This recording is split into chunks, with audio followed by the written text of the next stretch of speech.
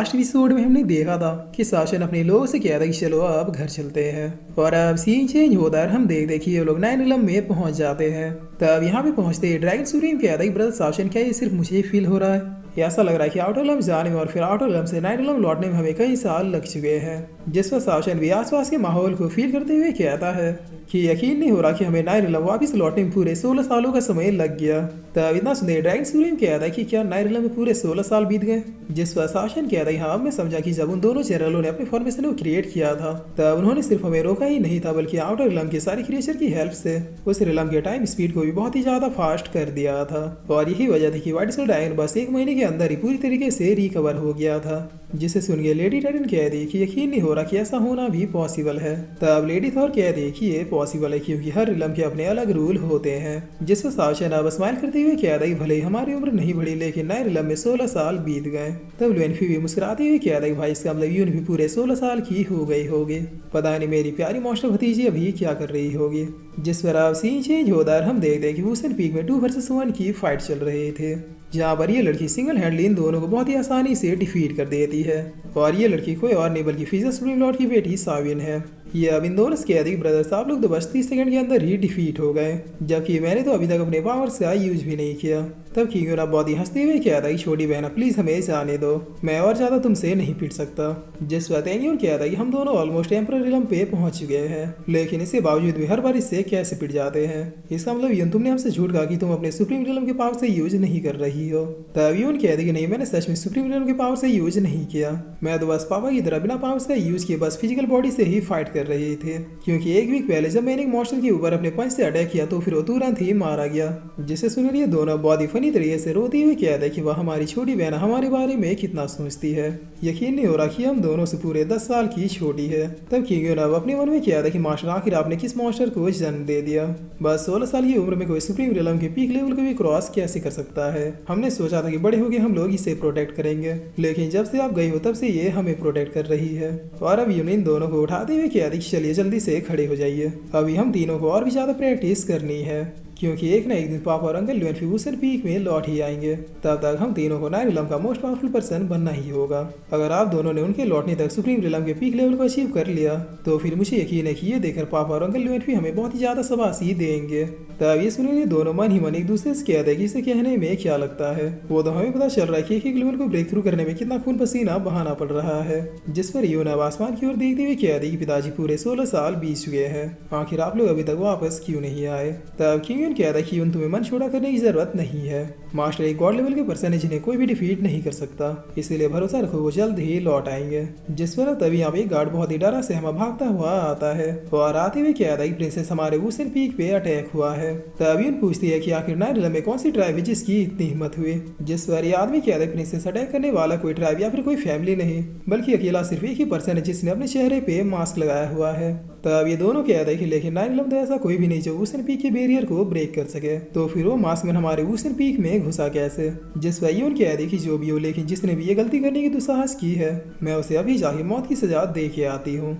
मगर तभी यहाँ पे एक धमाके के साथ किसी और पर्सन की एंट्री होती है, जिसे देखते हुए यून कहती है कि कौन हो तुम और आखिर तुम्हारी हिम्मत कैसे हुई वुसन पीक में एंटर करने की? तब इधर हम देखते हैं कि आदमी और कोई नहीं बल्कि साशन था, जो इतने दिनों के बाद दोबारा से स्काईलॉर्ड के गेटअप में यहाँ पे आता है और आते हुए कहता है कि वुसन पीक या फिर मैं ये कहूँ कि गॉड ऑफ मार्शल सेक्ट, जिसे इतिहास का सबसे मोस्ट पावरफुल सेक्ट भी कहा गया है, मैं आज इस प्लेस को डिस्ट्रॉय करने आया हूँ। तब यून कहती है कि मैंने तुमसे पूछा कि तुम कौन हो, लेकिन अब खैर छोड़ो, आखिर में मरने वाले का नाम जान के क्या ही करोगे? और इतना कहते यून अपने एक अटैक के साथ सीधे साशन को मारने के लिए बढ़ जाती है, लेकिन साशन बड़ी आसानी से इसी पंच को डॉज करता हुए इसे जमीन पे लेटा देता है।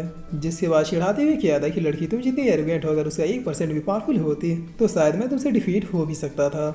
अफसोस तुम मेरे सामने कुछ भी नहीं हो, इसीलिए जाओ मुझे रोकने के लिए अपने सेक्ट के मोस्ट पावरफुल पर्सन को बुला के लाओ।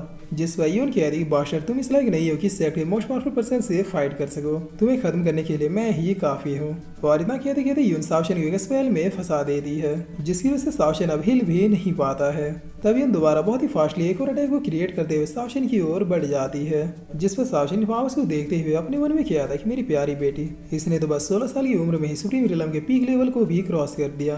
तब सावशन इतना सोचते सोचते ये अटैक अब सावशन को आके लग जाता है, जिसकी वजह से एक बहुत ही बड़ा धमाका होता है और इसके इम्पैक्ट से पूरा पूरा वुसन पीक ही हिल जाता है। तब यूना हंसते हुए कह रही कि मैंने तो अपनी पावर्स का 1% भी यूज नहीं किया, लेकिन इसके बावजूद भी बड़बोला इतनी जल्दी निपट गया। जिस पर तभी सावशन इसके पीछे पैर होते हुए कह था कि लड़की क्या यही तुम्हारा बेस्ट था। तब अपने पीछे सावशन को देखते यूना बहुत ही शौक होते हुए कहती कि क्या आखिर ये मेरे इस अटैक से बच कैसे गया। और इतना कहते यूना सावशन से दूर हटते हुए अपने फॉर्म में आ जाती है, जिसके बाद अपने अंकल लुएनफी टेक्निक से यूज करते हुए एक बहुत ही पावरफुल पंच को क्रिएट करती है और इस पंच की क्रिएट होते ही इसे भी सीधे सावशन के ऊपर जाके बरसा देती है। लेकिन सावशन इसे इस पंच को पकड़ते हुए किक मार के इसे बहुत ही दूर कर देता है। गाइस देख लो एक रियल फादर किसे कहते हैं। सावशन ने आज हमें एक बहुत ही बड़ी सीख दी है, आप लोग भी सीख लो फ्यूचर में बेटा या बेटी किसी में फर्क नहीं दिखाना है। जिस पर अब सावशन आगे बढ़ते हुए कह रहा है कि क्या वुसन पी के लोगों में बस इतना ही दम है, मुझे तो लगा कि इस वुसन पी को खत्म करने में मेरी आधी शक्तियां खत्म हो जाएंगी। तब किंग यूनो तेंगिन दोनों इस सावशन के आगे आते हुए कहते हैं कि वहीं रुक जा, और इतना कह रहे ये दोनों मिलकर हेविली डायरेक्ट फिस्ट के सातवें फॉर्म को क्रिएट करना शुरू कर देते हैं। तब इन दोनों को ऐसा करते हैं हेविली डायरेक्ट का साइन आसमान में अपीयर होना शुरू हो जाता है, जिसे देखते हुए सावशन कहता है कि बहुत खूब, मैं जब इनकी एज में था तब सिर्फ हेविली डायरेक्ट फिस्ट के 5वें फॉर्म को ही ब्रेक थ्रू कर पाया था, मतलब इन दोनों ने मुझसे भी ज्यादा मेहनत की है। जिस पर अब इतना सोचते ही सावशन इन दोनों को भी एक ही घुसंड में बैठा देता है और फिर इन दोनों से कहता है कि तुम दोनों तो उस लड़की से भी ज्यादा वीक हो, क्या मजाक है, इतना वीक सेट तो आज तक मैंने अपनी पूरी लाइफ में नहीं देखा। तब यूना उठते हुए कह रही कि आखिर ये बंदा है कौन जिसके ऊपर अंकल लुएनफी का भी पंच काम नहीं किया, क्या ये मास्कमैन किसी और रिलम से है। तब किंग यूना बहुत ही गौर से देखते हुए कह रहा है कि मुझे ऐसा क्यों लग रहा है कि मैंने इसे कहीं देखा है, इस गेटअप से मैं इतना ज्यादा फेमिलियर क्यों हो रहा हूँ। तब किंग यूना जैसे अपने दिमाग पे जोर डालता है तो उसे याद आ जाता है कि ये तो उसके मास्टर ही है, जिस पर सावशन अब चुपके से किंग यून को इशारा करता है। तब ये देखते किंग यून कहता है कि ओके ओके मैं सब कुछ समझ गया, जिस पर किंग यून अब जमीन पे लेटते हुए कहता है कि मेरा हो गया, मैं और फाइट नहीं कर सकता। तब ये देखकर यूना बहुत ही गुस्से में कहती है कि भद्दे मास्कमैन आखिर तुमने मेरे भाई के साथ किया क्या। जिस पर सावशन कहता है कि अगर तुम लोग मेरे सामने सबमिट कर दो तो मैं सबको जिंदा जाने दूंगा। तब यून और तेन्यून दोनों एक साथ कहते हैं कि कभी नहीं। जिस पर तभी अवधि सिंगलिंग भी अपने बाकी लोगों के साथ यहाँ पे पहुंच जाते हैं और फिर सावशन बिना देखे पीछे से कहते हैं कि बास्टर तुम्हारी हिम्मत कैसे हुई वुसन पीक में आके मेरे लॉर्ड के बच्चों को बुली करने की, मैं दिन सिंगलिंग वुसन पीक का ग्रेट एलर तुम्हें अपने हाथों से मसल दूंगा। जिस पर सावशन दिन सिंगलिंग की ओर देखते हुए कहता है कि वाह दिन सिंगलिंग जी वाह, तो आप भी एक सुप्रीम बन ही गए। तब फ्रंट साइड से सावशन को देखते दिन सिंगलिंग के अब पसीने छूट जाते हैं और फिर शौक के मारे इनके मुंह से ये निकलता है, 你是जिसके बाद ये शौक के मारे पीछे हटते हुए कहते हैं कि अस्का मेरा मतलब अस्का आज कितना साफ है। तब दिंग सिंगलिंग के बगल का आदमी कहता है कि क्या वो दिंग सिंगलिंग जी आप इसे देख के डर क्यों गए, क्या आप इस मास्कमैन को पहचानते हैं। जिस पर दिंग सिंगलिंग सावशन की ओर देखते हुए बहुत ही फनी तरीके से पूछते हैं कि क्या मुझे पहचानना चाहिए। तब सावशन कहता है कि नहीं तुम मुझे नहीं पहचानते और भूल के भी पहचानने की हिम्मत मत करना। जिस पर दिंग सिंगलिंग भी बड़ी मासूमियत से ओके कहते हैं। तब यून कहती कि बातें बाद में होगी, पहले इसे खत्म कर लेते हैं। जिस पर अब इतना सुने सारे लोग एक साथ सावशन के ऊपर अटैक करने के लिए बढ़ जाते हैं। तब सावशन अब अपने मन में क्या था कि टेस्ट तो कंप्लीट हुआ, लेकिन मुझे मेरी बेटी को थोड़ा और आजमाना है। और इतना सोचते सावशन बस दफा हो कहते हुए सबको बस एक ही झटके में दूर कर देता है। तब ऐसा करते सारे लोग साथ साथ यून भी बहुत ही पीछे चली जाती है, लेकिन यहाँ पे एक फनी मूवमेंट भी होता है। दिन सिंगलिंग पीछे घसीटते हुए कुछ ये कहते हैं, 差不多得了，还来真的呀！ इसका मतलब दिन सिंगलिंग ये कह रहे होते हैं कि इतिहास गवाह है, जब जब लॉर्ड स्काईलॉर्ड बने तब मैं जरूर पिटा हूँ।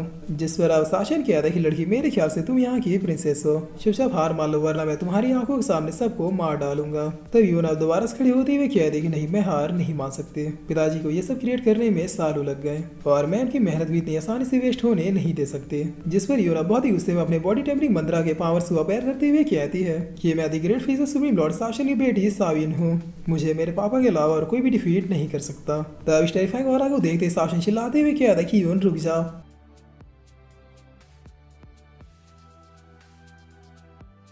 और फिर इसी के साथ ये एपिसोड यहीं पे खत्म होता है।